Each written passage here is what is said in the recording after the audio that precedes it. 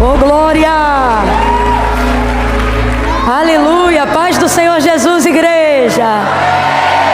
Amém! Que alegria! Eu fico muito alegre quando eu posso estar aqui.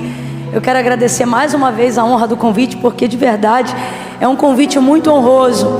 Enquanto nós estávamos em adoração, louvando ao Senhor, eu estava ali, eu dizia: Senhor, essa igreja, ela é uma igreja tão abençoada, porque quando nós estamos aqui, a gente sente como uma das últimas canções que foram entoadas aqui,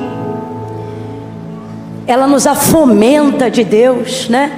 Todas as vezes eu quero dar esse testemunho, eu preciso ser fiel a esse testemunho sobre essa igreja e dizer que de todas as vezes que eu tive a oportunidade, tenho de estar aqui, eu venho aqui e no culto eu sou fomentada de uma forma como se fosse uma nova convertida, sabe? E isso é a presença do Espírito Santo de Deus nessa casa. E a presença do Espírito Santo de Deus, ela só habita nesse nível, ela só congrega nesse peso em lugares que não negociam a palavra de Deus. Então eu quero louvar a Deus pela Lagoinha Alphaville, que o Senhor mantenha em vós essa chama acesa, esse amor genuíno, como disse Paulo a Timóteo, essa fé não fingida. Deus abençoe a vida de vocês. Pastor André, é sempre bom lhe ouvir. Obrigada pela oportunidade de estar aqui. Pastora Késia, gente, Késia está magra, a maravilhosa, zero gordura. Falei para ela: se tu começar a ganhar massa agora, aquelas saradas vão chorar. Késia, eu amo sua vida, respeito demais a unção que você carrega. Todas as vezes que eu venho aqui, que você está no culto, eu fico mais corajosa, porque sua vida é tão cheia do Espírito Santo, que você é daquele tipo de mulher que não intimida pelo que carrega, mas que encoraja outras pessoas através do que você carrega. Eu discerno isso no Espírito, na virtude de Deus sobre a sua vida. Muito obrigada, viu? Deus abençoe. Glória a Deus. Feliz de estar aqui com a minha mãe. Semana passada ela estava aí por outras terras, mas ela voltou. Aleluia. Mãe, a senhora está chiquetésima. Quando ela sabe que vai vir Alphaville, o guarda-roupa dela muda completamente. Deus abençoe o Carisma. Tudo que vocês fazem, qualquer iniciativa que o Carisma tem, eu me sinto honrado em poder estar presente, porque eu sei que vai para um outro nível, né? Então Deus abençoe os ministros de louvor. Hoje o ministério de louvor que nos conduziu em adoração é do Carisma, não é isso? Eu vi que tinha um sal, um negócio assim. Deus abençoe toda essa igreja. Abra comigo a sua Bíblia no livro de Atos dos Apóstolos. Oh, aleluia! Capítulo de número 9. Livro de Atos dos Apóstolos, capítulo de número 9. Gente, eu estou tremendo. E não é frio e nem covardia. É um temor do Senhor que repousa sobre nós nessa noite.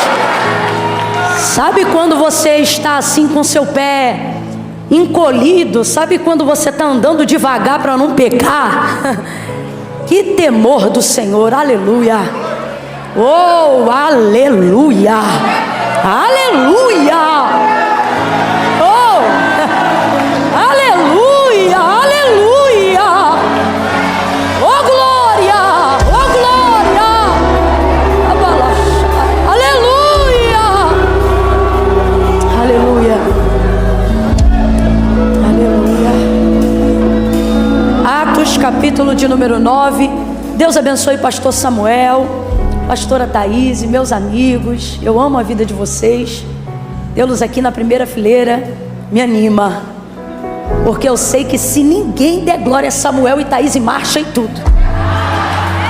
Amigo é assim, né? São meus amigos preciosos. Deus abençoe. Que honra tê-los aqui. Vamos falar da palavra hoje, irmãos. Sempre falamos, mas vamos dar mais ênfase hoje do que sempre, em razão de tudo que está sendo preparado aqui. Está sendo preparado, não sei se você está entendendo, mas nós estamos aqui num sábado à noite de apontamento para uma oportunidade que o Seminário Carisma está abrindo, que, se eu não me engano, é para esta segunda-feira que começa, não é isso? E isso me alegra muito a alma, porque nós estamos vivendo dias muito difíceis. Por exemplo, enquanto eu estava ali assentada e ouvindo o que o Espírito de Deus está para compartilhar conosco nesta noite, o Senhor falava comigo que agora mesmo, enquanto nós estamos aqui debruçando sobre a palavra de Deus, agora mesmo existem pessoas utilizando esse mesmo tempo para reescrever aquilo que você conhece como texto sagrado, excluindo, incluindo, colocando, retirando. E não são pessoas ignorantes que estão fazendo isso agora mesmo.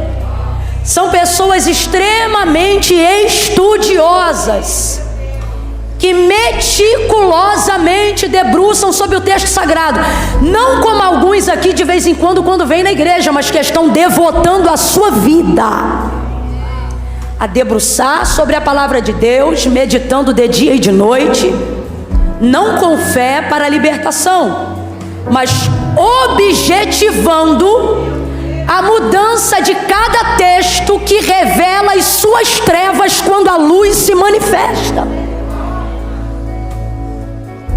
Porque a palavra diz que Jesus é o Verbo, e diz que o Verbo é a luz,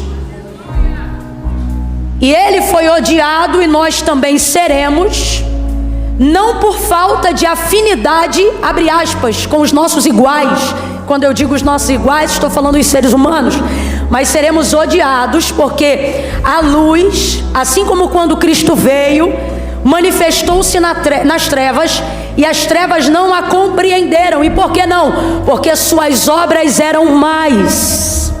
Todas as vezes que a palavra de Deus é manifestada, ela lança luz, revelação, entendimento a tudo que está em trevas, a tudo que está em oculto. Então veja, porque algumas pessoas não só não concordam, mas odeiam, repelem e trabalham contra aquilo que a palavra de Deus diz, porque a palavra de Deus manifesta luz sobre as suas obras que estão nas trevas, que de acordo com a palavra de Deus são mais.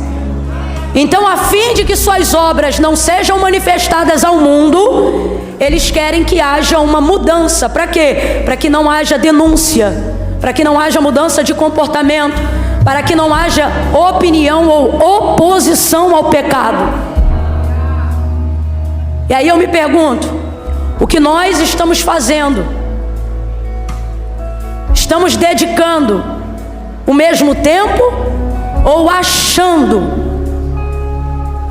que esporadicamente lendo um texto da Bíblia, como se fosse uma caixinha de promessas, tirando um texto aleatório, sem estudar texto, sem estudar contexto, tornando-se totalmente vulnerável, aberto a pretextos para a heresia, acreditamos que com isso será o suficiente para combatermos um levante tão bem orquestrado quanto a palavra de Deus? Irmãos, eu preciso ser honesta como pregadora do Evangelho da Verdade. Ler a Bíblia uma vez por dia não será o suficiente para te tornar apto para argumentar a razão da sua fé quando você for questionado. E não sou eu que estou dizendo isso, a palavra que eu estou reproduzindo é apenas a repetição do que disse o apóstolo Paulo quando orientou a igreja de Cristo e os cristãos, dizendo o seguinte: estejam prontos para argumentar. Não é para brigar, não é para discutir, não é para fazer escândalo, mas é para argumentar qual é a razão da vossa fé.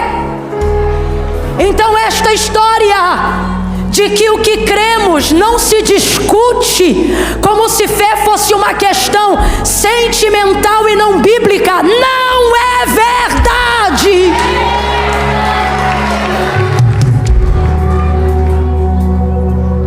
Você precisa O que eu vou falar agora vai parecer loucura para alguns, mas eu preciso falar porque está sendo registrado. E é bom que não só eu, mas muitos outros também ouçam isso. Dependendo de como você se posicionar biblicamente, e dependendo da quantidade, eu falei o quê? Eu falei o quê? Eu falei o quê? Sim, eu estou falando de números. Eu estou falando de povo, de volume, de massa. Se uma quantidade expressiva dos cristãos que preenchem a estatística do IBGE como sendo cristãos e se autodenominando cristãos, não se posicionarem, não apenas na observação esporádica, mas contínua do texto sagrado, daqui a alguns anos, a Bíblia que hoje você tem em mãos e anda livremente pela nossa nação com ela, gente, na história não há nada novo, as coisas se repetem. Houve um tempo pré-holocausto em que antes de Hitler ter autoridade para entrar e mandar queimá-las, primeiro ele as tomava. Alguns cristãos já viveram momentos onde precisavam pegar a Bíblia que tinham e entregá-la. Outrora não havia tanta ousadia de que uma outra fosse substituída, abre aspas. Mas nós estamos vivendo em dias onde você não tenha dúvida que casas publicadoras serão obrigadas ou ameaçadas a pararem de publicar com liberdade o que hoje temos em mãos e podemos andar para cima e para baixo. Vou inclusive deixar um recado, uma mensagem, porque recado seria apequenar o que Deus está me mandando dizer. Uma mensagem à igreja brasileira: voltem a andar com a Bíblia de papel na rua. Voltem a andar com o livro nas mãos. Esse protesto é silencioso, mas ele é poderoso. Mas acima de tudo, escrevam ela na tábua do seu coração, porque olha para mim, eu vou falar rasgado. Tê-la aberta no Salmo 91 e dedicou as páginas amareladas dela dentro de casa, não será o suficiente para te dar razões para argumentar a sua fé quando você for questionado. Seja forte, seja forte, seja resistente, igreja do Senhor. Nós não somos a força que o mundo espera, nós somos a resistência que o diabo não atropela. Resistir ao diabo e ele fugirá, e ele fugirá. O que coloca Satanás em fuga não é língua estranha. Quem fala em línguas edifica a si mesmo. O que coloca Satanás em fuga não é patrimônio físico. Isso não o assusta em nada. As riquezas deste mundo também passam pelas suas mãos. O que coloca ele desesperado é um crente cheio da palavra, um crente que ora a palavra, canta a palavra, prega a palavra, ministra a palavra, repreende debaixo da palavra, tem autoridade na palavra, medita a palavra, conhece a palavra, caminha na palavra. Lâmpada para os meus pés e luz para o meu caminho é a tua palavra. Como purificará o jovem o seu caminho? Observando conforme a sua palavra.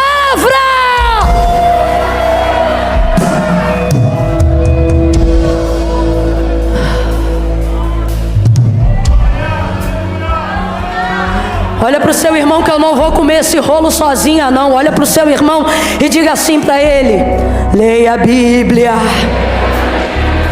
Diga assim: leia ela toda. Ela é um livro.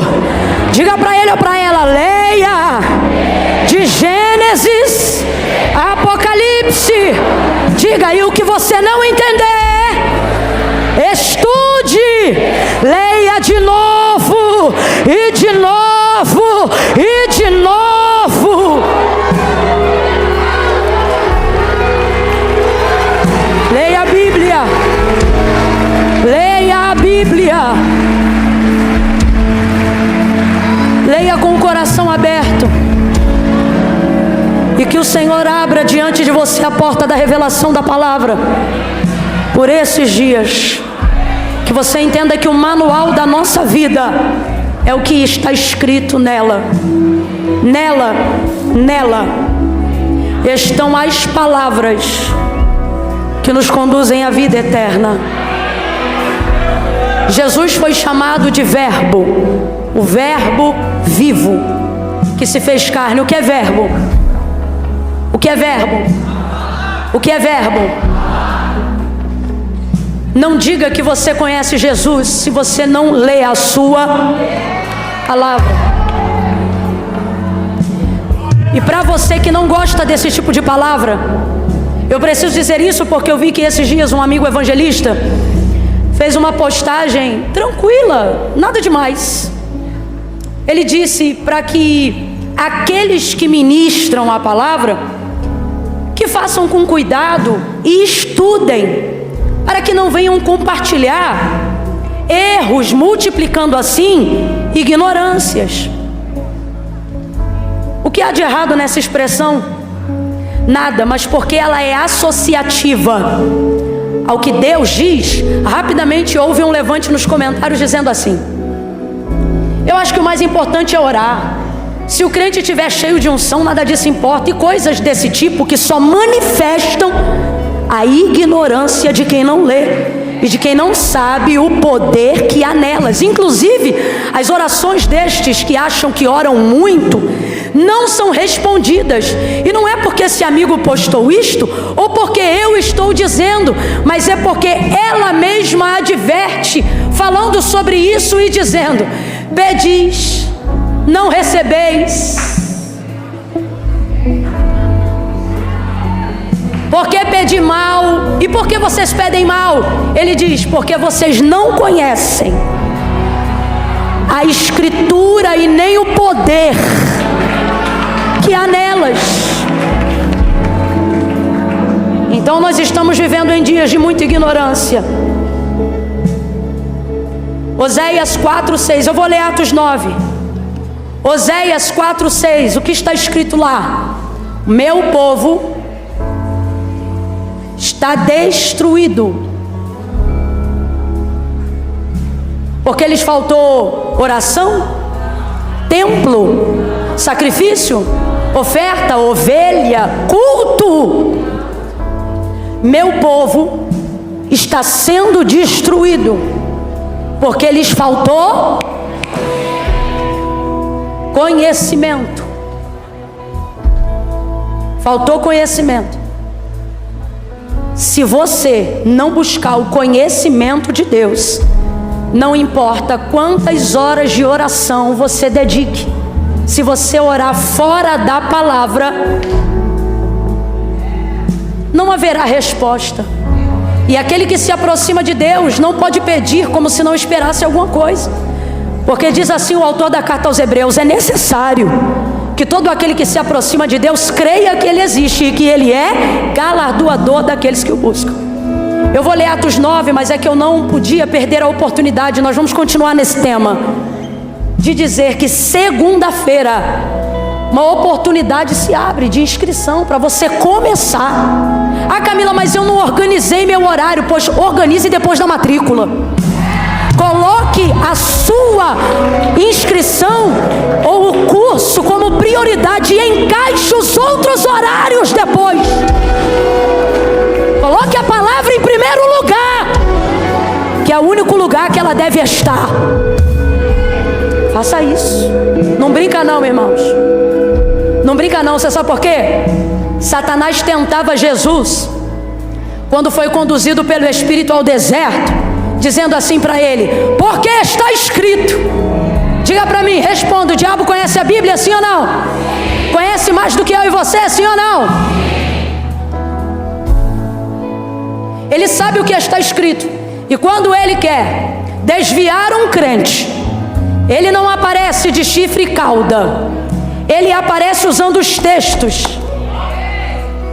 fazendo sua mente ficar confusa. E somente a mente de quem fica confusa? A mente de quem só viveu decoreba e não estudou.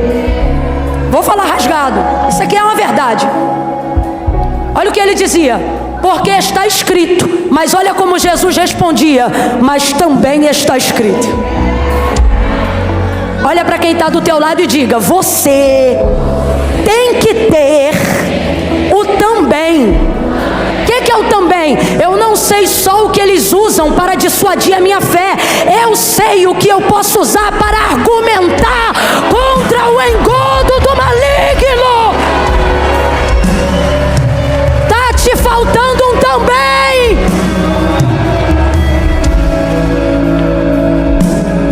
Olha para o teu irmão, e eu prometo que eu vou ler o texto. Olha para o teu irmão e diga: leia a Bíblia. Atos 9. Pare de terceirizar a palavra de Deus. Quantas vezes falamos tantas bobagens, baseado no que ouvimos e não no que estudamos, e nos enveredamos nos erros. Por quê? Porque estamos terceirizando a leitura da palavra com vídeos no YouTube. Estamos terceirizando a leitura da palavra através de canções, que por mais lindas que sejam, não substituem a leitura metódica, pragmática, estudiosa da palavra de Deus. Leia a Bíblia, igreja!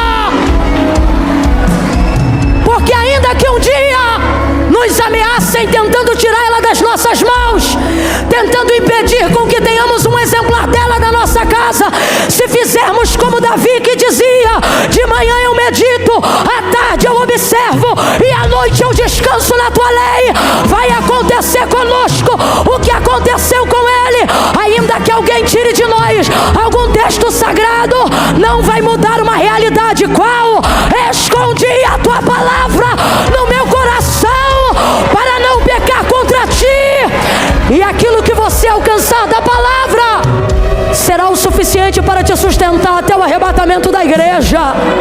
Será o suficiente para te ensinar a argumentar qual é a razão da vossa fé.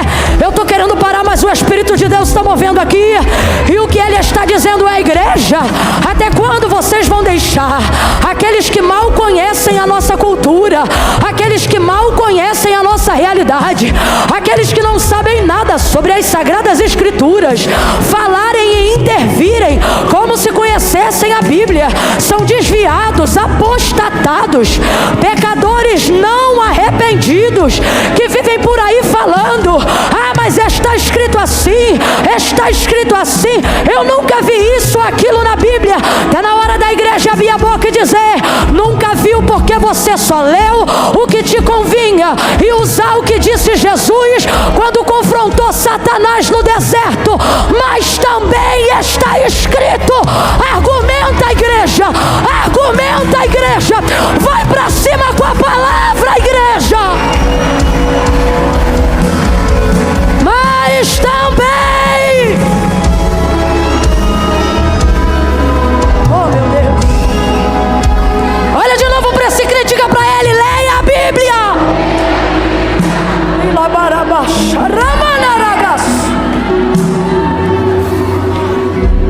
A Bíblia não é um livro comum, é um livro temido.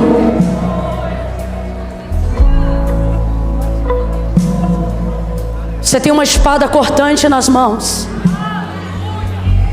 Não tente espiritualizar o que você precisa estudar. Eu vou repetir, porque se você não gravar mais nada do que eu falar daqui para frente, isso aqui já vai ser o suficiente.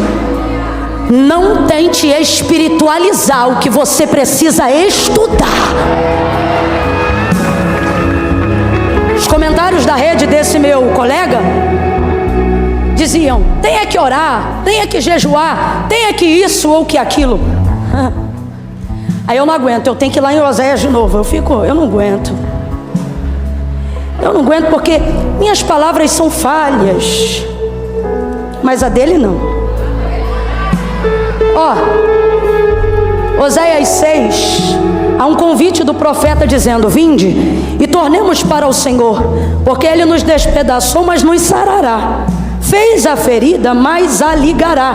Ele está falando isso aqui. Agora, uma das coisas que me admira no texto é o versículo 6 do capítulo 6, que diz assim: pois misericórdia quero e não sacrifício, e o conhecimento de Deus mais do que os holocaustos. Versículo 3: conheçamos e prossigamos em conhecer ao Senhor. Como a alva será a sua saída, ele virá a nós como a chuva seródia que rega a terra. Abra comigo a sua boca sem preguiça e diga conhecimento. Diga conhecimento de Deus. É isso. Então não tente espiritualizar o que você tem preguiça de estudar. Estude. E aí, através desses comentários eu vi, porque nenhum deles era de ímpios, todos eles eram de crentes. Eu disse, meu Deus, quanta ignorância. Aí eu me lembro de uma frase de Tozer, aonde perguntaram para ele: o que é mais importante, orar ou ler a Bíblia? E ele respondeu dizendo: é a mesma coisa de perguntar para um pássaro qual asa é mais importante para ele voar, se a direita ou se a esquerda. Compreendeu? Compreendeu? Leia a palavra de Deus, ela vai tornar suas orações eficazes, seus louvores poderosos, porque tudo está fundamentado nela. Quem entendeu, diga amém. Olha de novo para o teu irmão e diz: leia a Bíblia.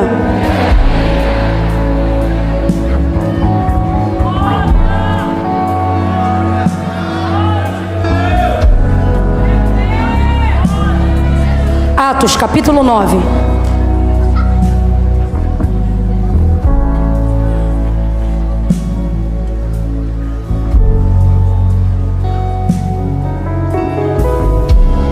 Você nem para me ajudar, dá um glória aí para me tirar desse constrangimento.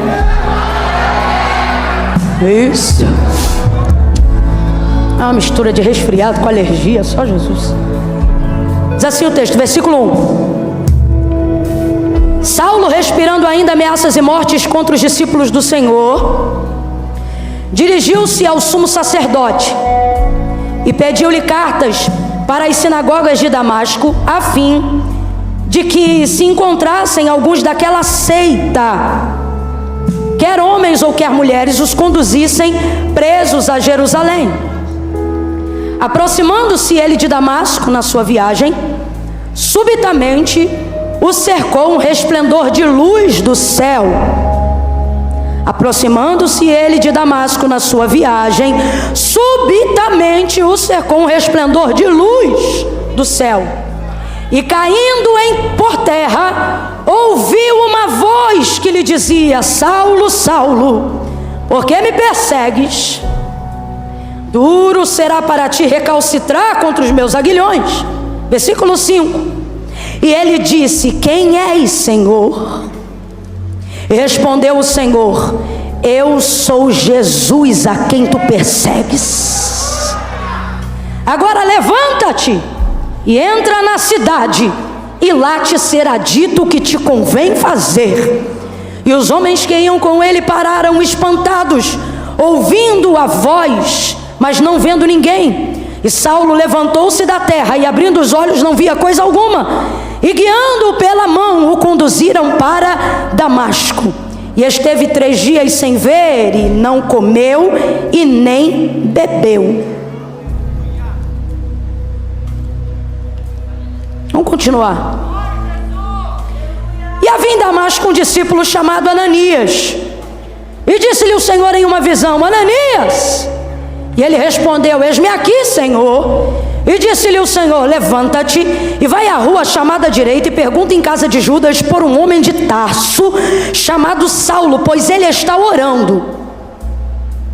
Era para ter dado um glória a Deus. Ele já está mais convertido que eu e você. Tem nem 3 dias de conversão e o menino já está orando. Numa visão ele viu, ou seja, enquanto orava, Numa visão ele viu que entrava um homem chamado Ananias e punha sobre ele a mão para que ele tornasse a ver.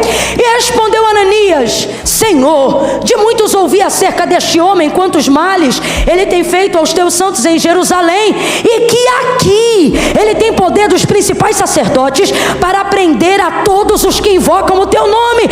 E disse-lhe o Senhor a Ananias: vai, porque este é para mim um vaso escolhido para levar o meu nome perante os gentios, os reis e os filhos de Israel, e eu lhe mostrarei o quanto ele vai padecer pelo meu nome.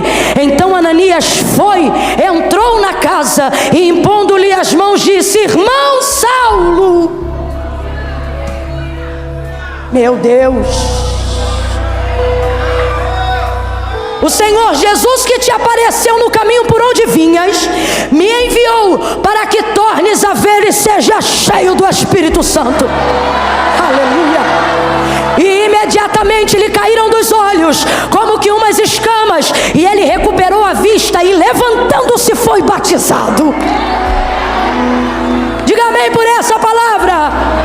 Diga amém. Senta dando glória a Deus aí. Senta aliviado, dizendo aleluia.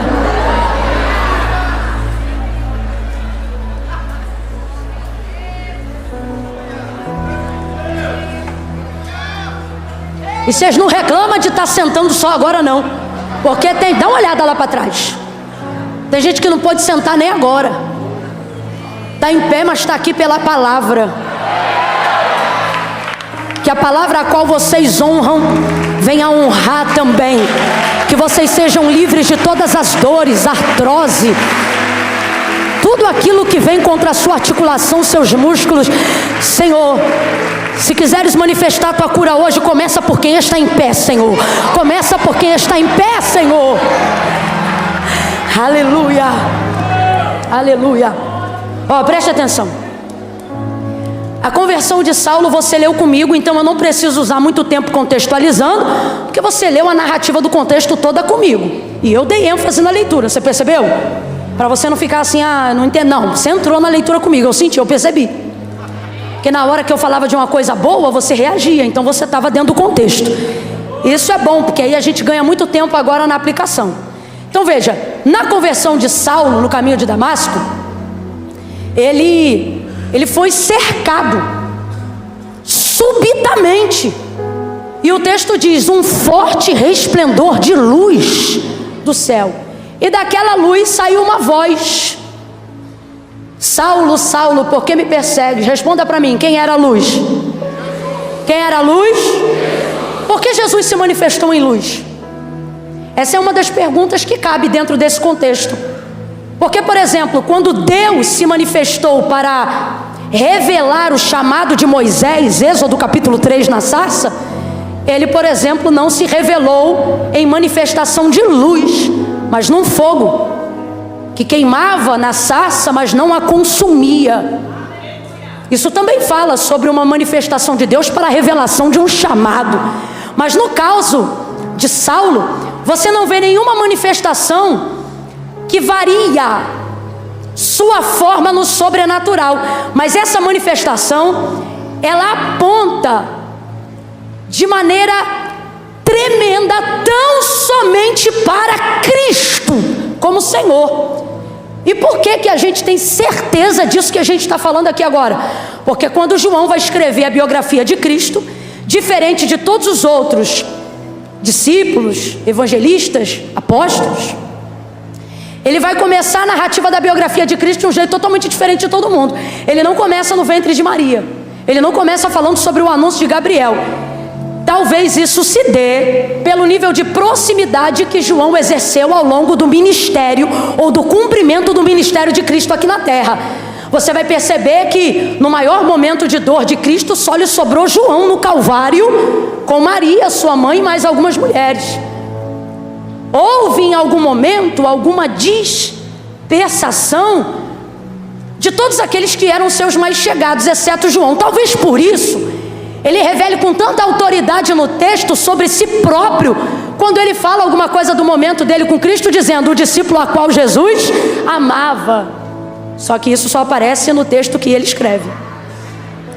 E isso é interessante, é uma perspectiva que ele tem. Ele considera que há nele a certeza desse amor, talvez pela entrega da sua proximidade. Por exemplo, na celebração da última ceia, quando Jesus anuncia que vai ser traído, João encosta a cabeça no peito de Jesus, e há uma solicitação de outros discípulos, como Pedro, por exemplo, para que lhe fosse perguntado quem o trairia, demonstrando um nível de intimidade. Não é que Jesus não desse para os outros, mas é que ele acessava com menos constrangimento. Aí ele encosta a cabeça no ombro, ou aqui na altura aqui desse canto do ombro, que é onde eu imagino, por causa do posicionamento da mesa, e aí ele pergunta: quem é, Senhor? E isso é um nível de proximidade, de intimidade, de alguém que entende que a oportunidade está sendo dada para todos, mas só será desfrutada por quem tem coragem de chegar mais perto. E aí vai ouvindo. E aí ele pergunta, isso revela de fato uma intimidade, uma proximidade. Então você percebe que João viveu alguns momentos com muita exclusividade, porque chegou mais perto.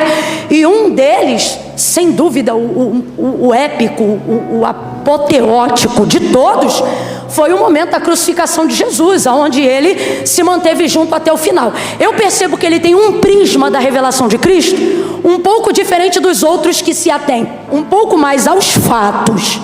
João conseguiu transcender. Por exemplo, nessa biografia de Cristo, o Evangelho de Jesus, segundo escreveu João, capítulo 1, ele não começa a narrativa falando sobre o mensageiro Gabriel, sobre o nascimento de Jesus no ventre de Maria. Ele já começa em Gênesis, considerando que quando Moisés recebeu a revelação da criação do mundo, ele era a pessoa que já estava lá no haja luz. Não sou eu que estou dizendo isso, é o próprio João, ao escrever o capítulo 1, quando ele diz assim: no princípio era o verbo estava com Deus, e o verbo era Deus. Então vamos repetir, presta atenção. No princípio era o verbo estava com Deus, e o verbo era Deus. Então vamos lá, no princípio era o verbo. O que é verbo? Palavra. Então vou te perguntar, o que é verbo? O que é verbo? Só que não é qualquer palavra, é palavra de Deus. A palavra utilizada ali no grego é a mesma palavra utilizada pelo autor da carta aos Hebreus, quando ele aponta que a fé vem pelo ouvir, e o ouvir da palavra de Deus. Perdão, Romanos. Então veja, é essa palavra a palavra de Deus. Então João, abre aspas, está predatando na sua consciência e para todos nós a existência de Cristo, não a partir do momento que ele foi nascido do ventre de Maria, mas de acordo com a profundidade do seu conhecimento, em razão da proximidade de Cristo. Ele revela a compreensão de que Jesus, abre aspas, já existia, fecha aspas, no haja luz. Camila, eu não estou entendendo, vou falar bem rasgado. Na revelação do texto de João, o que ele está dizendo é que ele não apareceu só no haja cruz, ele já estava presente no haja luz. Ele era a luz que manifesta, que responde, que corresponde. No princípio era o verbo, no princípio era a palavra. Complete aí, verbo, mas ao invés de verbo, diga a palavra, só para sua melhor compreensão. O que João está dizendo no capítulo 1, no princípio era o... Perdão, eu botei a preposição errada, o artigo. No princípio era a palavra. E a palavra era quem?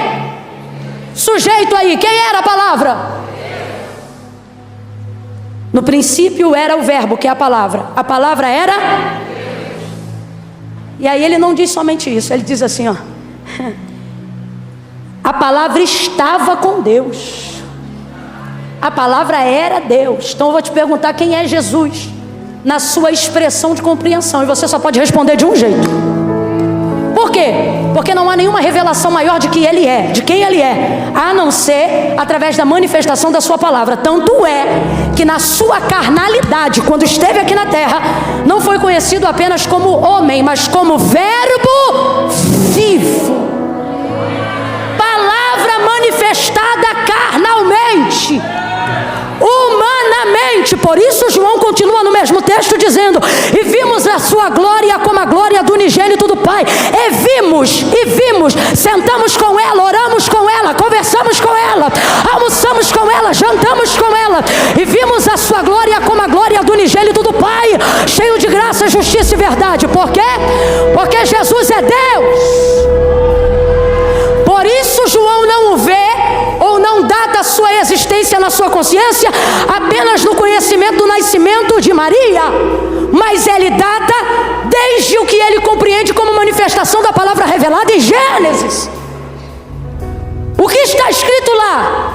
No princípio a terra era sem forma e vazia, o Espírito de Deus se movia sobre a face das águas, e disse Deus: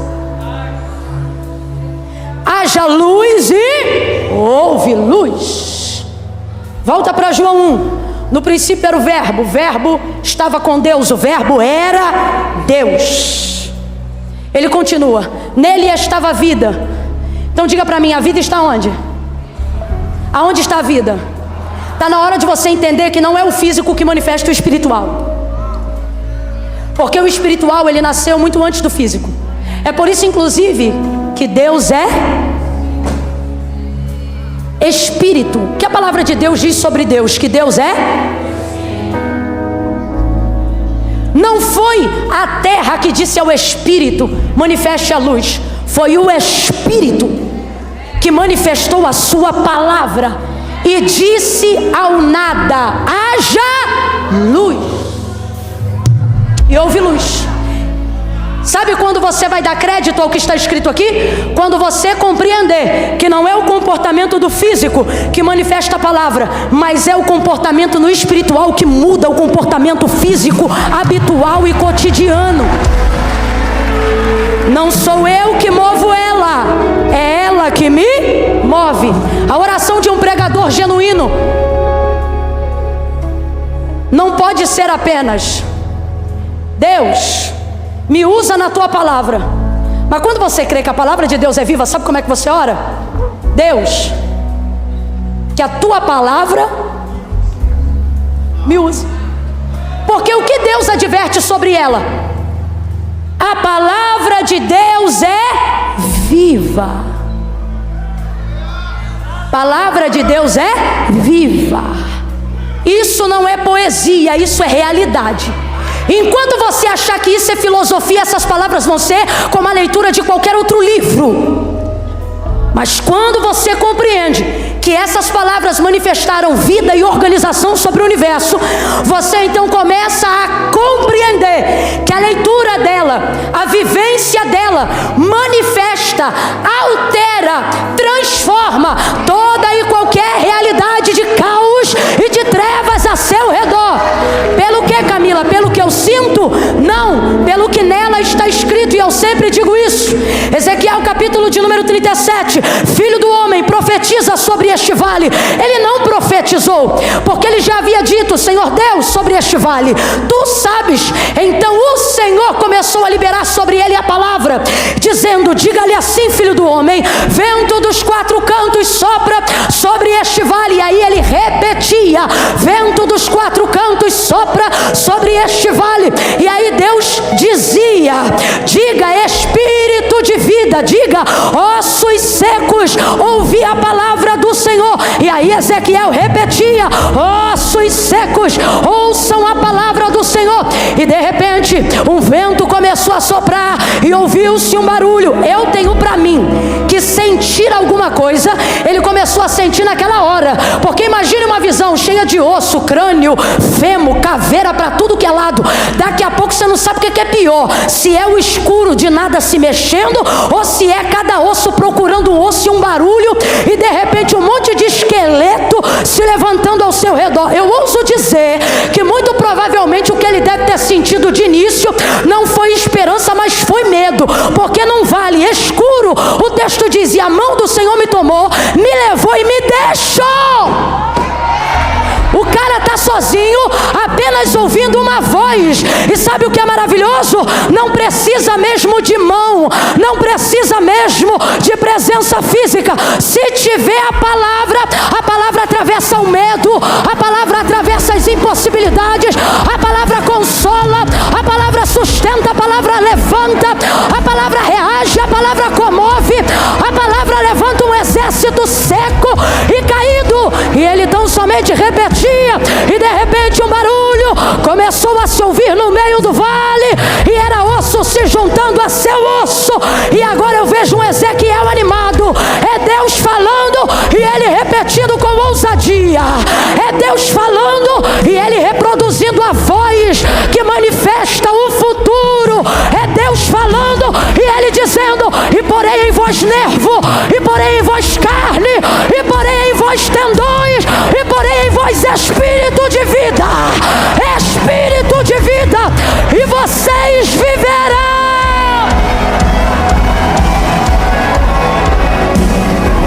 É uma visão.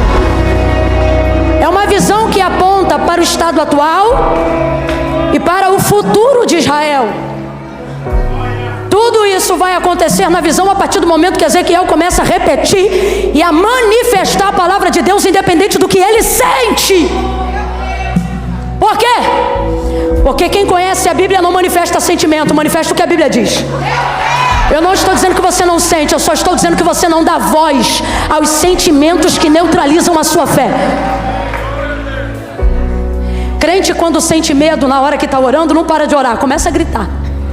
Pode perceber. Abre o olho, levanta. Quem aqui já começou uma oração de joelho e terminou em pé? Marchando. E alguém pensa que ousadia, e você diz: não, isso aqui é reação diante do medo. Se eu continuasse de olho fechado, eu ia ficar oprimida. E aí levanta, reage. Manifestação da palavra. Tudo isso se deu pela manifestação da palavra. Camila, o que tem a ver isso com Atos 9? Tudo. Você vai entender isso aqui. Deus não aparece para Saulo, Jesus não aparece para Saulo para o seu momento de conversão de nenhuma outra forma senão num forte resplendor de luz. Volta para Gênesis 1. No princípio era o verbo estava com Deus, no princípio a terra era sem forma e vazia. O Espírito de Deus se movia sobre a face das... Se movia, mas não fazia nada. Eu já disse isso da última vez que eu estive aqui, mas vou repetir para levar-nos ao caminho que Deus abriu para nós hoje. O Espírito de Deus se movia sobre a face das águas, mas não realizava nada, não operava nada. Enquanto o Espírito de Deus, não é das trevas, não é de Satanás, é o Espírito de Deus, se movia sobre a face das águas, ele realizava alguma coisa? Mas é o Espírito de Deus. Mas ele fazia alguma coisa? Não, ele não realizava nada, ele não trouxe à existência nada. Eu não sou contra mover, pelo contrário, eu sou quase que uma expressão do mover. Se tem uma pessoa, irmão, que tem prazer no mover, Deus é minha testemunha. Olha, eu já fiz coisa que eu só não preciso te contar, porque tu já deve ter visto na internet. De marchar, de ir, de vir, mover. E o mover pode ser de Deus, porque o texto diz que o mover era do Espírito de... mas não realizava nada. Por quê? Porque pode ser mover e pode ser de Deus. Mas é um princípio, está em Gênesis. Pode ser mover e pode ser de Deus. Só que o mover não tem poder transformador. Mover, escute isso, mover aqui não manifesta a palavra. Não manifesta, ó. Deus está movendo sobre o abismo das águas, mas não realiza nada. E é o Espírito de... mas não está fazendo, não realiza, não opera, não dá comando, não transforma. Quando é que começa a reagir? Verso 3. E disse Deus. Agora diga para mim com inteligência, vem para cá. Pode esse Deus, detentor de todo o poder, fazer tudo o que existe e vemos que passou a existir em Gênesis 1? Pode ele num pensamento ter manifestado tudo se quisesse, sim ou não? Ele poderia com uma respiração ter criado tudo? Ou sem que expressasse nada, apenas um pensamento poderia ter feito tudo existir imediatamente de uma vez só? Sim ou não? Mas ele operou assim? Porque essa é uma das características do Deus que nós servimos. O meio pelo qual ele opera é também o meio pelo qual ele se move. Não, você vai entender isso aqui. O teu Deus, ele não te ensina a fazer o que ele não faz. Ele dá exemplo te ensinando. O que ele está querendo dizer para mim e para você, e nós sabemos disso, é que de fato ele poderia ter feito existir tudo que existe e tudo que há com a força de um pensamento ou sem força nenhuma. Só que o meio pelo qual ele quer que nós nos movamos é o mesmo meio pelo qual ele se move. E como ele se move? Ele só se move quando a sua palavra é manifestada. Ele só reage quando a sua palavra é declarada. Mover é muito bom, língua estranha é muito bom, marcha é muito bom, mas o que transforma é a palavra, o que manifesta a vida é a palavra. Não fique chateado comigo, você não precisa achar que eu estou criticando o mover, é só você organizar a ordem do operar de Deus. Camila, eu não estou entendendo, vai entender. Ele está dizendo, mover não manifesta a palavra, mas a palavra faz o mover transformador na hora que ela é manifestada. Levante a mão direita o mais alto que você puder. Eu estou sentindo tanta autoridade na palavra. Bota a esquerda na mesma altura, levanta as mãos. Eu vou contar de 1 a 3. No 3 você vai impor as mãos sobre alguém e vai dizer para esta pessoa: o que você espera está na palavra. É 1, é 2, é 3. Diga: o que você espera está na palavra. Manifesta a palavra, manifesta a palavra. Pregue a palavra, cante a palavra, ore a palavra, louve a palavra, celebre a palavra. E vai haver ruído no vale, vai haver barulho no vale, vai haver luz no meio das trevas, vai haver conversão. É palavra.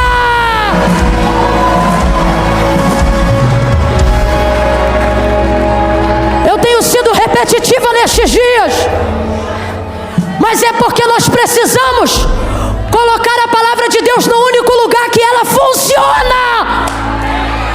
Aonde, Camila? Ela não pode ser o recurso do desesperado, ela precisa ser a escolha do sábio. Palavra. Aí eu acho, não, o que a palavra de Deus diz? Davi, por meditar nela sempre, ele dizia assim, Salmo 119, um tributo a ela. Ele dizia: tu me fizeste mais sábio do que os meus conselheiros. Por um único motivo, qual? Eu provavelmente medito na lei e sou devoto a ela mais do que eles. Essa é a única forma. Ele diz: tu me fizeste mais entendido do que os anciões à minha volta. Mas vai olhar a conduta dele. Só salmodiava a palavra, louvava a palavra, orava a palavra. Veja os homens que tiveram resposta da sua oração. Eles não diziam: Deus eu quero, Deus eu penso, Deus eu acho, Deus tu podias. Eles oravam dizendo, pode olhar, eles oravam dizendo assim: porque tu disseste. E eles eram respondidos. Por quê? Porque o meio pelo qual Deus se move é o mesmo meio pelo qual ele opera. Então veja, ele só reage diante da sua. Deus me ama muito, mas não tem compromisso com meus sentimentos ou a minha vitimização. Agora, eu não estou dizendo que ele não me consola, que ele não me ajuda, que ele não é amigo, mas para ter transformação, manifesta a palavra. Por quê? Porque ele não tem obrigação de ser fiel a mim, mas a palavra de Deus me garante que ele é fiel a ela. Então, quando eu coloco diante dele, não o que eu quero, mas o que ele me garantiu, aí acontece com a gente o que aconteceu com ele e Moisés. Ele dizendo: Moisés, vou destruir o povo, tira o teu povo de diante dos meus olhos. E Moisés dizendo para ele: meu povo não, porque quando tu me disseste, vai libertar o meu povo, o que ele está dizendo? Tu não me disse que o povo era meu, tu disseste que o povo era teu. Moisés, nós vamos começar uma nova geração agora a partir de você. E como que vai ficar o que tu disseste a Abraão?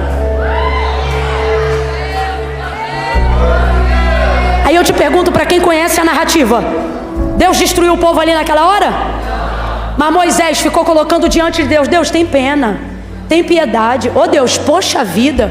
Não, olha aqui ele. Senhor, o que vão dizer as nações que te ouviram dizer que tu faria este povo herdar a terra que jurou a seus pais que lhes daria? Parece que eu vejo Deus assim. Agora veja, Deus já sabia disso tudo, sim ou não? Vamos aqui louvar a sua grandeza. Deus já sabia disso tudo, sim ou não? Deus na verdade está provando a liderança de Moisés, não porque ele se esqueceu, mas porque um bom líder precisa se lembrar do que Deus. E foi assim que a presença de Deus caminhou com Moisés até a entrada, ou até o dia de sua morte. Manifesta a palavra. Quando você manifesta a palavra, você acumula energia. Quando você lê, quando você sabe o que Deus liberou para a sua vida, você acumula energia. Para quê? Para quando você chegar em um lugar e abrir a sua boca, ela manifestar a condução, ela fazer aquilo que ela quiser fazer sem que você obrigue, sem que você empurre, sem que você agrida. Por isso o texto é claro: não é por força e nem por violência. Quem convence o homem do pecado, da justiça e do juízo é o Espírito Santo.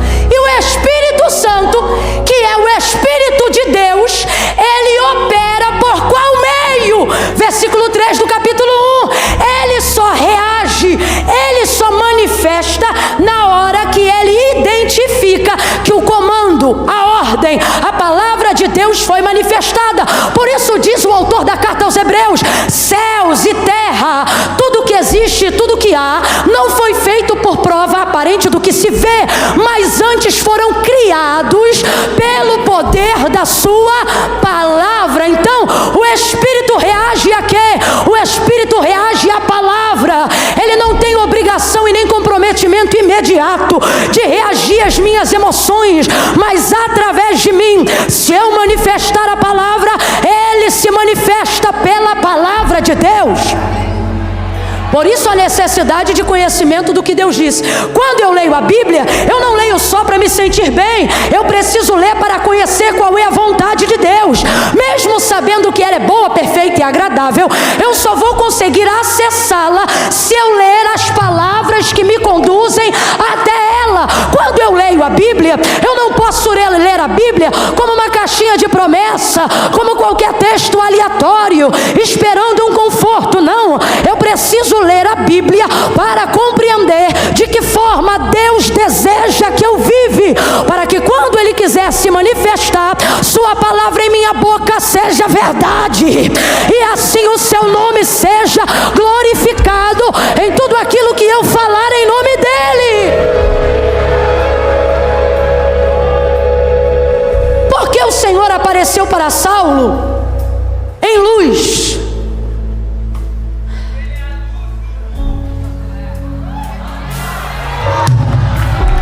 E por que tomou a forma de luz para falar com Saulo? Porque Saulo vivia nas maiores trevas que um homem pode viver.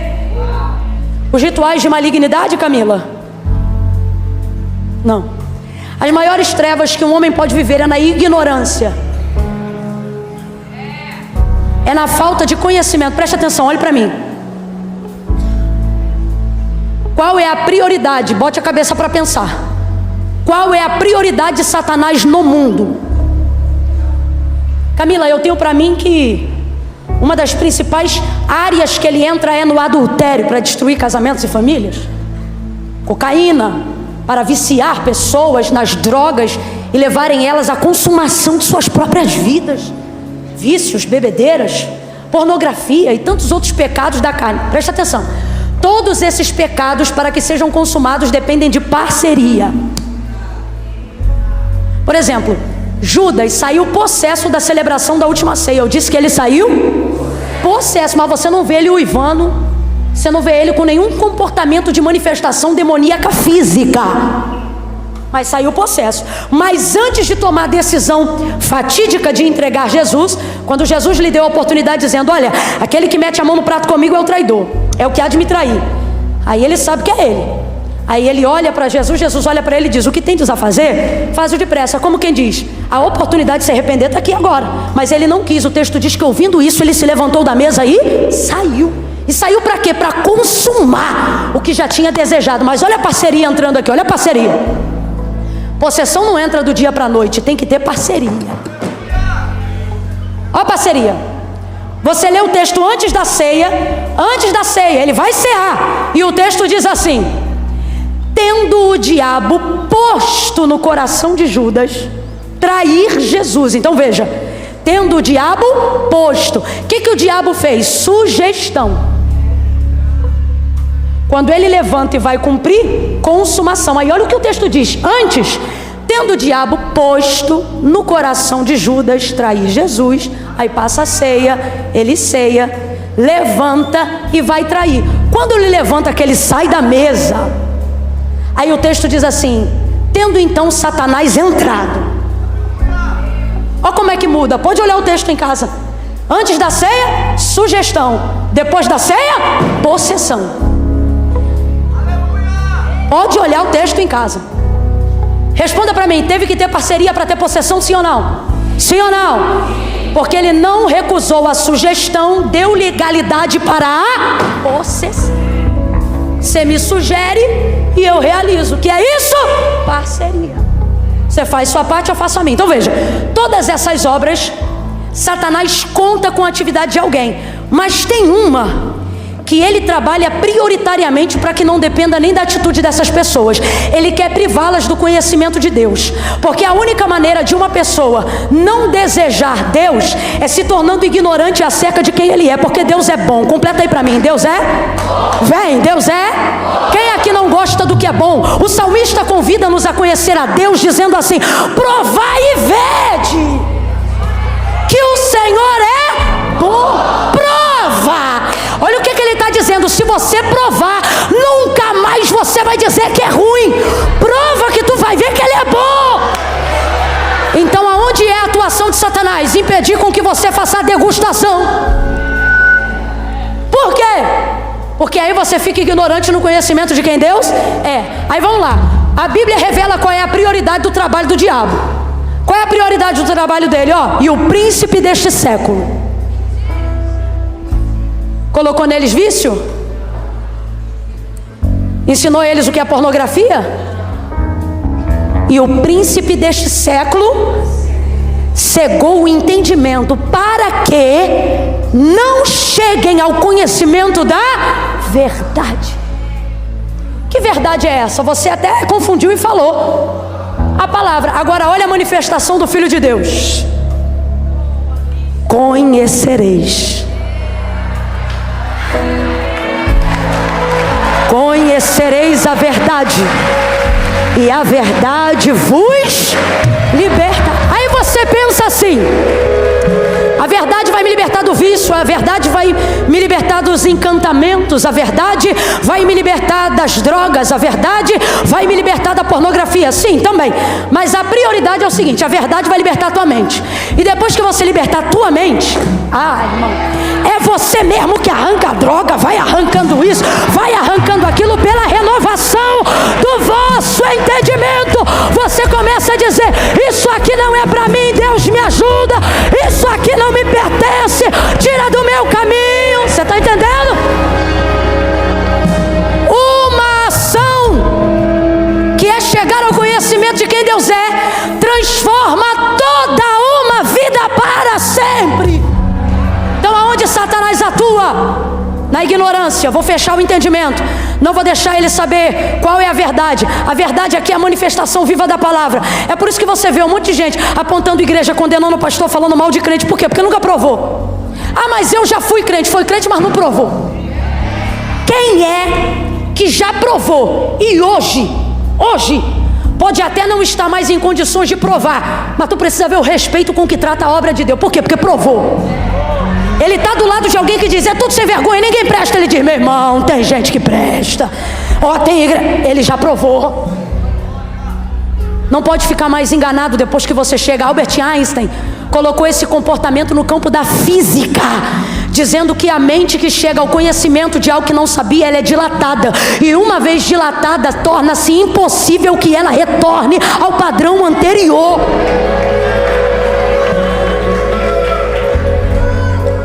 Por que o Senhor aparece em luz, subitamente cercando Saulo, para manifestar-lhe as trevas da sua ignorância? Por que falamos ignorância? Porque o problema de Saulo é só um: ele não persegue o Evangelho por acreditar que o Evangelho mereça perseguição, mas por ele acreditar que o Evangelho é uma seita e Jesus não passa de um charlatão. Então veja como Paulo se assemelha a nós quando o assunto é ignorância. Ele não faz o que é errado porque quer errar, mas ele faz o que é errado porque acredita piamente que está fazendo a coisa. É o maior nível de arrogância que nos leva a pecar. Não é perceber que erramos, mas é achar que somos capazes de acertar em tudo. O Saulo só está nesse sanhaço aí de agora porque ele acha que evangelho é seita e Jesus é um charlatão. E por quê? Porque ele ouviu Jesus da boca dos sumos sacerdotes, ele ouviu Jesus da boca dos príncipes. De quem ele ouviu? Ele ouviu Jesus de Roma, ele ouviu Jesus de quem falava mal. Ele nunca provou.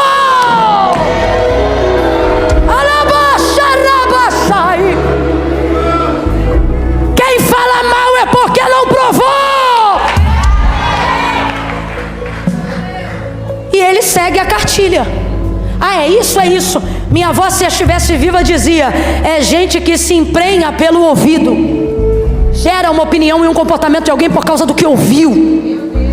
Mas olha que interessante, tudo que ele ouviu fez com que Jesus o encontrasse, provavelmente para atender o clamor da igreja, porque a igreja que anda com Cristo não dá para imaginar. Olha aqui para mim, deixa eles ouvirem isso no seco, só isso aqui no seco.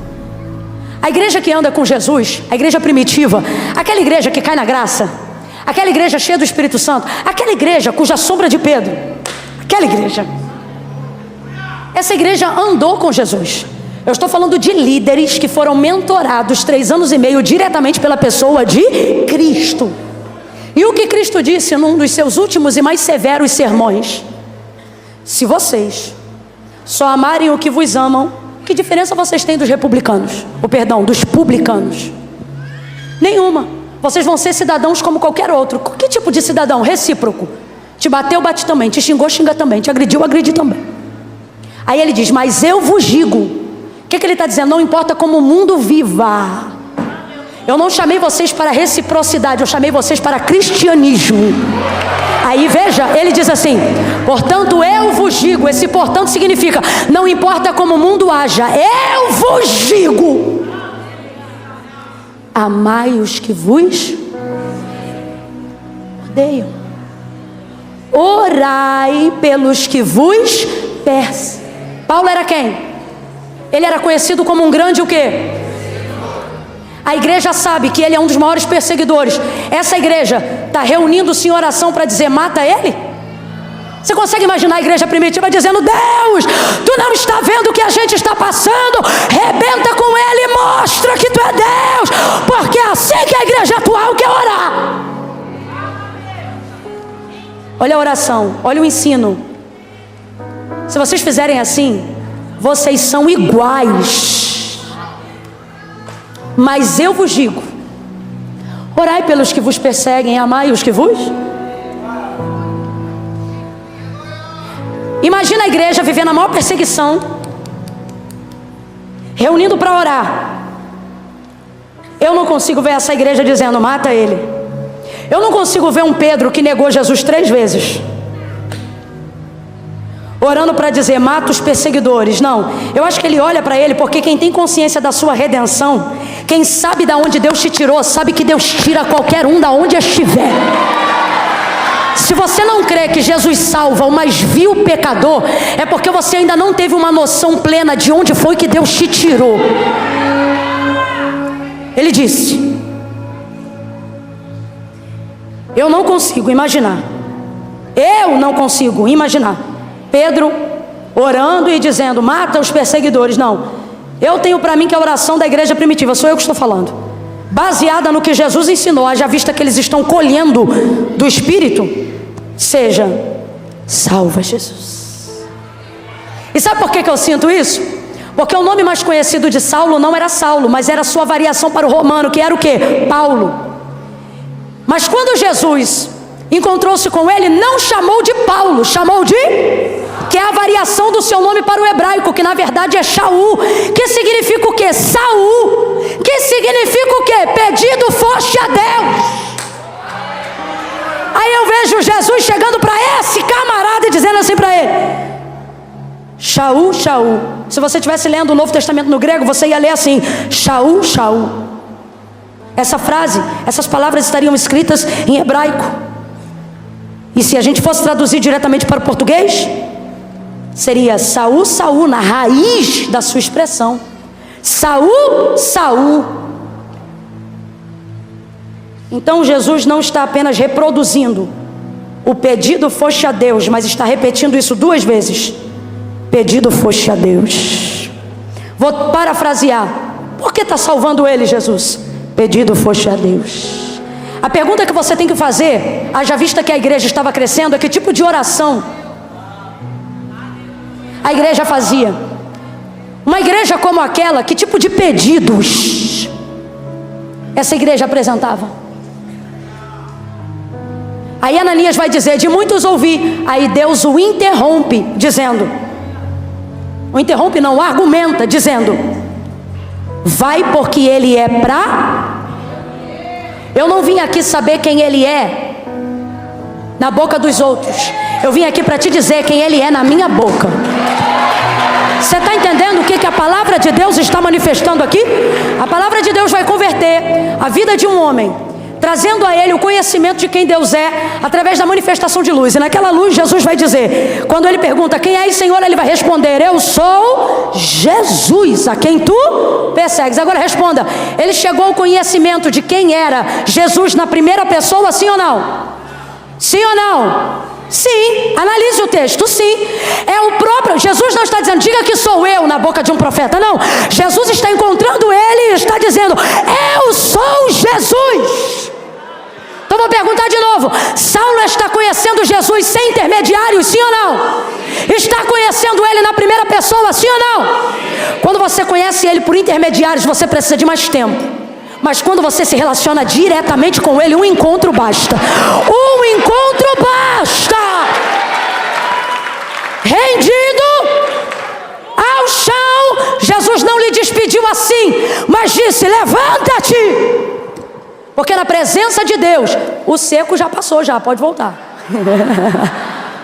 Para a gente fechar junto. Camila, depois que você fala isso, você prega mais 10 minutos. É isso mesmo. 10 tá bom. Levanta-te. Faz um som aí de quem está se levantando. Que som é esse, Camila? É o som forte que você vai fazer agora. Levantando isso.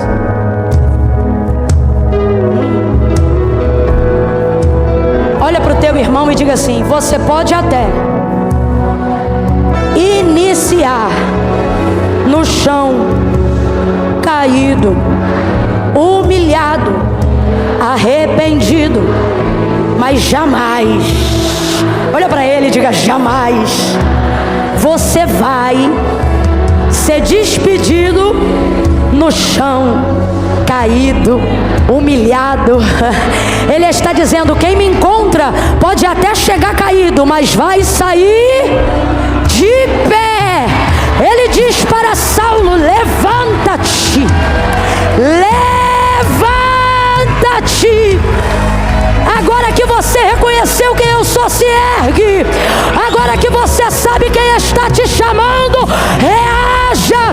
Levanta-te, levanta-te, levanta-te. Ergue, entra na rua chamada direita. E ele se levantou, cego. Ei! Ele se levantou como? Era necessário. Por quê?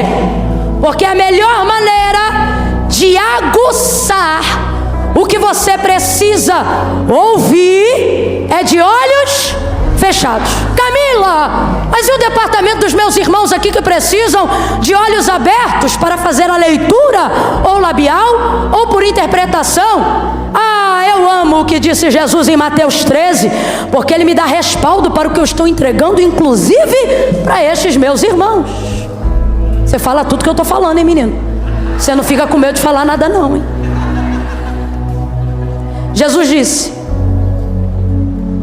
não são surdos os que não ouvem, mas os que ouvindo não recebem. Então o que Jesus está dizendo? Que a aceitação da sua palavra não vem pelo volume de uma voz, mas pela obediência do que lhe foi ordenado. Para Deus, não escuta mais quem ouve, mas escuta melhor quem, entendendo, obedece, se submete. Foi o que fez Paulo, submetido completamente ao senhorio de Cristo, rendeu-se. E ele disse: levanta-te e entra em Damasco. Cego, cego sem nada ver, cego, cego sem nada ver, aguçou a sua audição, porque a fé vem pelo e o ouvir. Enquanto ele ora, Deus mostra para ele um homem chamado Ananias. E Ananias está em casa morrendo de medo. E Deus diz assim: Ananias, vai até ele, procura na rua direita, entra em casa de Judas. Um homem chamado Saulo está te esperando. Que Saulo? Aquele que tem carta para prender gente como eu?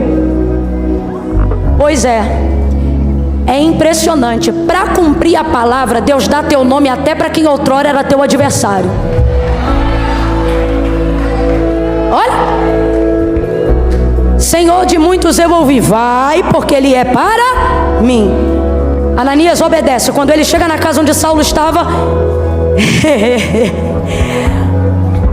olha isso, poucos momentos antes dessa hora, ele está argumentando com Deus, dizendo: Senhor, ele é um perseguidor, ele tortura, ele prende, ele tem cartas de autorização. Mas depois de ouvir a palavra, ele entra na casa dizendo: irmão, há um pouquinho de senso de humor aqui. Camila, eu não estou entendendo, isso aqui não está no sermão, mas cabe. É Deus trazendo gente hoje aqui. Sabe o que ele está dizendo? Quando você se preocupar somente em obedecer a minha palavra e não em ficar pensando ou emitindo opinião sobre ela, você vai ver gente que te perseguia te dando a paz do Senhor. Você vai se tornar o cumprimento e a manifestação da minha palavra. Gente que falava mal de você, eu vou falar.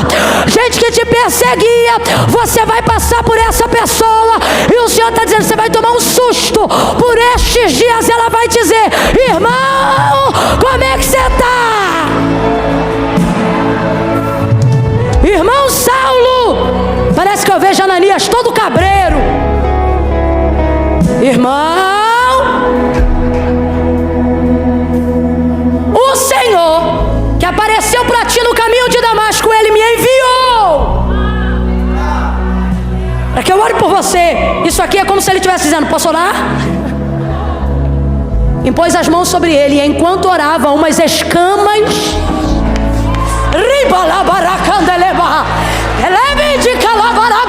sai.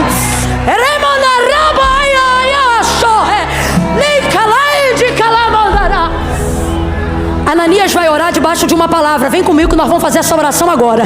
Ananias vai orar debaixo de uma, porque a palavra de Deus para ele foi: vai lá, procura na rua direita, em casa de Judas, por um homem chamado Saulo, e ora por ele. Ele não está indo orar o que ele quer, ele está indo lá orar o que Deus mandou.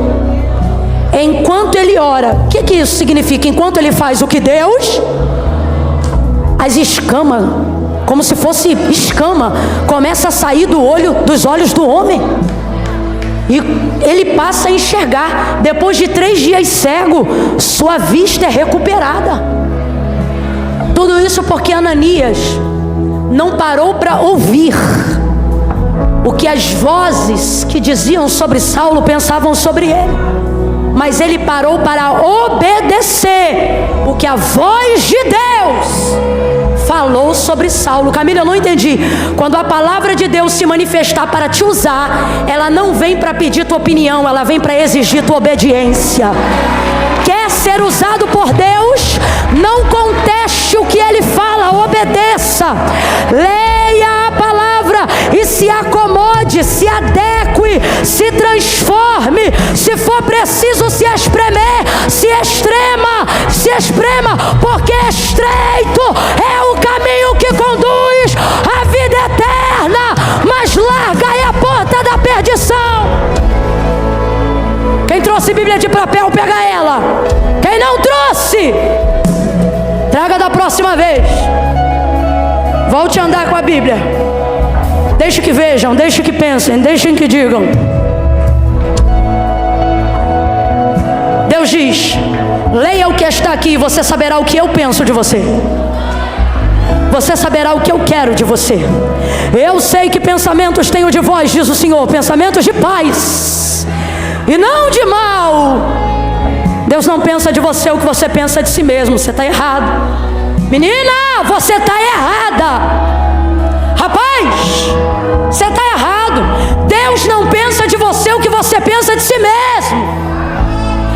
Ele também não pode ser influenciado pelo que dizem a seu respeito. As fofoquinhas com teu nome não mudam o que Deus diz ao seu respeito. Eu sei que pensamentos tenho de vós. A pergunta é: você sabe? Porque se soubesse, não estava dando lugar à voz do medo. A pergunta nesta noite, eu encerro aqui, é: você sabe? Porque se você soubesse, não estava dando ocasião para a síndrome do pensamento acelerado. A pergunta aqui nesta noite é: você sabe o que eu, o Senhor, penso a seu respeito? Eu quero que você entenda uma coisa. Primeira, eu não penso mal de você. Quem está pensando mal de você é a sua consciência que te culpa todos os dias pelos pecados que você comete. Deus está dizendo: os pensamentos que eu tenho a seu respeito são pensamentos de paz. Mas por que você está atormentada? Porque você não sabe o que Deus pensa de você. Então o que você faz?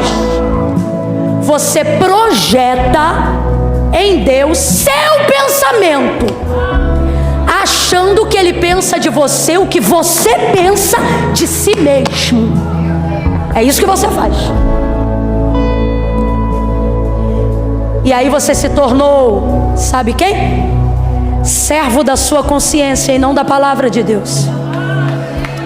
Você diz que ama a Deus, e eu acredito, mas tem trabalhado para servir tua consciência, tuas demandas, tuas expectativas, tuas réguas. Você se tornou o próprio juiz e o próprio carcereiro. Você não tem força para orar, porque você pensa: se eu fosse Deus, eu não me ouviria. E por que você pensa isso? Porque você está sendo dominado pela voz da sua consciência. Você está achando que Deus pensa de você o que você pensa de si mesmo. Aí John Piper vai dizer uma frase que tem permeado meus pensamentos esses dias. E ele vai dizer assim: se o Deus que você diz adorar nunca te confronta, nunca te diz não, é bem possível que você esteja adorando uma versão idealizada de si mesmo e chamando de Deus. Camila, eu não entendi, vou te falar. Você até diz que é servo de Deus, mas se tornou seu próprio ídolo. Vale mais para você o que você pensa de si mesmo. Por quê? Porque se valesse o que Deus disse a seu respeito, você não deixava os seus pecados te manterem distantes. Olha aqui para mim. Quem está encrencado precisa de quê? Um crime. Imagine que você cometeu um crime. A polícia te pegou. A polícia aqui é a consciência, o criminoso é você. Ela diz: vou te levar preso, você só tem direito a uma ligação. E graças a Deus você conhece a primeira pessoa que você liga, ou a primeira pessoa que você contata, é a fim de que esta pessoa traga para o seu processo advogado, alguém para te defender. Aí João vai dizer: filhinhos, não pequeis, mas se pecardes, tendes um promotor, juiz, tendes um advogado. Ele nunca perdeu uma causa, ele nunca perdeu uma batalha, ele nunca advogou e perdeu. Mas por que você não chama ele? Olha para mim. Por que quando você erra, a primeira coisa que você faz não é se aproximar de Deus, mas é se afastar dele? Porque você já não serve mais a palavra, você serve a sua consciência. E a sua consciência te diz: você não é digno, saia da igreja. Você não é digno, não ore. Sujo, imundo, como você ousa cantar hinos de louvor a Deus. E Deus está dizendo: filho, você está encrencado. E quem está encrencado precisa ligar.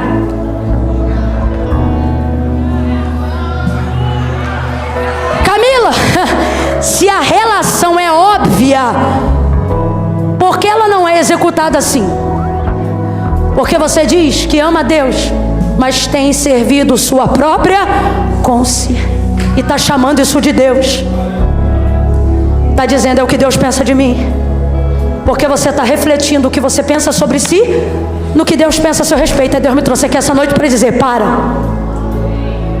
Teus pensamentos não me influenciam, mas os meus definem quem você é. Então pare de fugir. E pare de dar ouvidos hoje a vozes que não reproduzem o que Deus pensa a seu respeito. Olha para mim: Camila, mas eu não me sinto assim. Isso não é sobre como você se sente, isso é sobre o que a palavra de Deus liberou ao seu respeito. O que é crer nela? É sentir uma coisa boa? Não. É se submeter a ela a tal ponto que mesmo quando eu não estou sentindo, eu estou obedecendo. E é enquanto você obedece que ele muda sentimento, que ele transforma pensamento e que ele renova o seu entendimento. Tire como chama isso? Isso aí. Os corredores vão ser liberados agora. Vou contar de 1 a 3. No 3, a gente sabe cantar uma canção cujo refrão, eu acho maravilhoso o jeito que Deus opera. Sempre que a gente vem aqui, a gente termina num Pentecoste, né? Mas olha, a gente não vai terminar hoje com mover, mas com uma palavra que vai transformar. É por isso que eu vou pedir para eles, se eles sabem cantar uma canção que o refrão dela, eu não sei nem se é o refrão. Ai meu Deus, eu sei que tem uma parte dela que diz assim: aquieta minha alma, faz meu coração ouvir tua voz, me chama para perto. Sabe, a gente sabe essa música? A gente, você sabe que são vocês, né? Como é que é o refrão dessa música? Alguém lembra? Ah, é isso mesmo?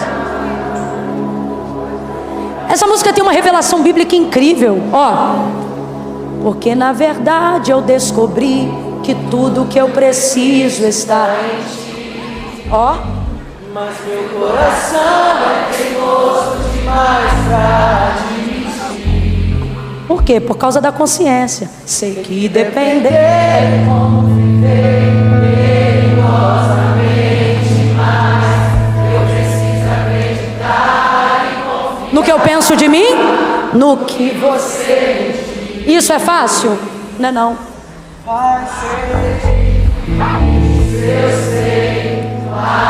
Renunciar a mim mesmo, largar o que eu penso de mim, mas eu sei que quando eu pensar em Deus, o que vai acontecer? Você estará ao meu lado. Por quê? Por causa da sua palavra.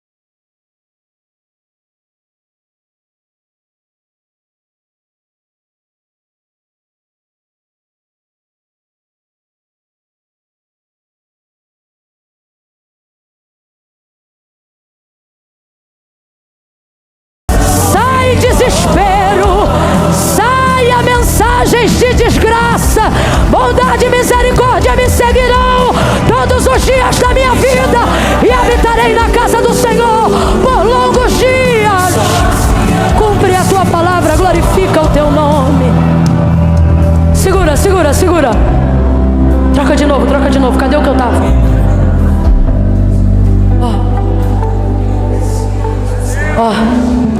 Segura, segura, segura.